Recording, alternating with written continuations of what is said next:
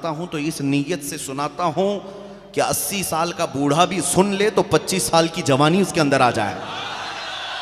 हुसैन आजम का तज़किरा रोने धोने के लिए नहीं है, मुजाहिद इस्लाम बनने के लिए है।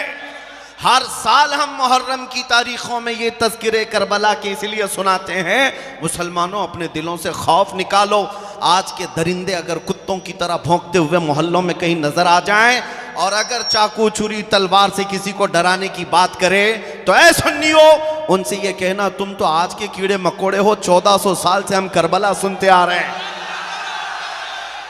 हम 1400 साल से हमारे माँ बाप से, हमारे उलमा से करबला की दास्तानें सुनते आ रहे हैं। हमारा तो ये शीवा है, गर्दन भी अगर तलवार के नीचे आ जाए तो हम अल्लाहु अकबर ही पुकारेंगे। No compromise.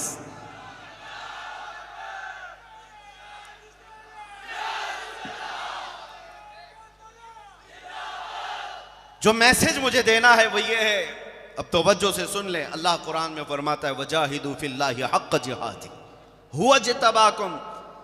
अल्लाह की राह में जो तुम्हें कोशिश करनी है उसका हक अदा करो। अल्लाह ताला ने तुम्हें चुन लिया है, अल्लाह ने तुम्हें चुन लिया है। और आपको मैं ये बताना चाहूंगा कि तुम्हें ये प्राउड फील होना चाहिए, तुम्हारे अंदर फख्र होना चाहिए कि मैं मुसलमान हूं। और उस पर मजीद ये है कि अल्लाह ताला ने मुसलमानों में भी आपको इश्क रसूल की दौलत दी है। हाँ, अहले मोहब्बत में तुम्हारा शुमार है, रसूलुल्लाह के आशिकों में तुम्हारा शुमार है। जोधपुर शहर आने के बाद यहाँ के दबंग लोगों को देखा, ये नौजवानों को, या फिर सुबह से मिल रहे हैं, हर तीसरा आदमी तो नेता ही दिखता है। लेकिन ये बतौर तफरी में कह रहा हूँ, नेता बनो, खुशी से बनो, कोई मसला नहीं है।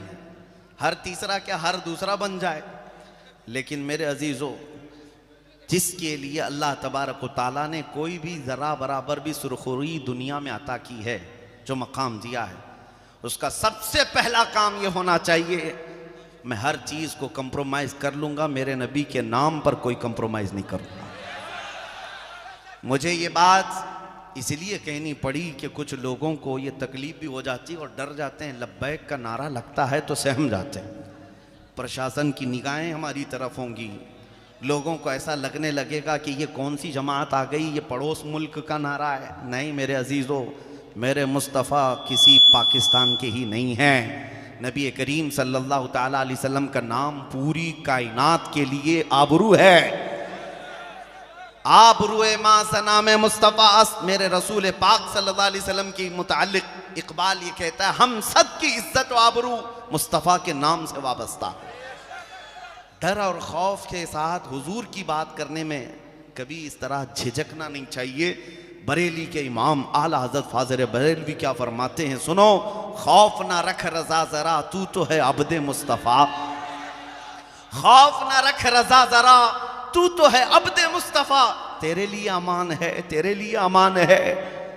यहाँ पर जिन लोगों को ऐसा लगता हो, मैं उत्तर प्रदेश में एक प्रोग्राम में था और उसके बाद दूसरे चंद दिनों के बाद एक आलिम दीन थे, मौलाना साहब से आए, कहा कि हज़रत आपके जलसे में बैठा था, आस पड़ोस में बैठने वाले तवज्जो से सुन लीजिए, आपके साथ फ़ोटो में आ जाते हैं तो दूसरे दिन से हमारे लिए भी तहकीकात शुरू हो जाती है।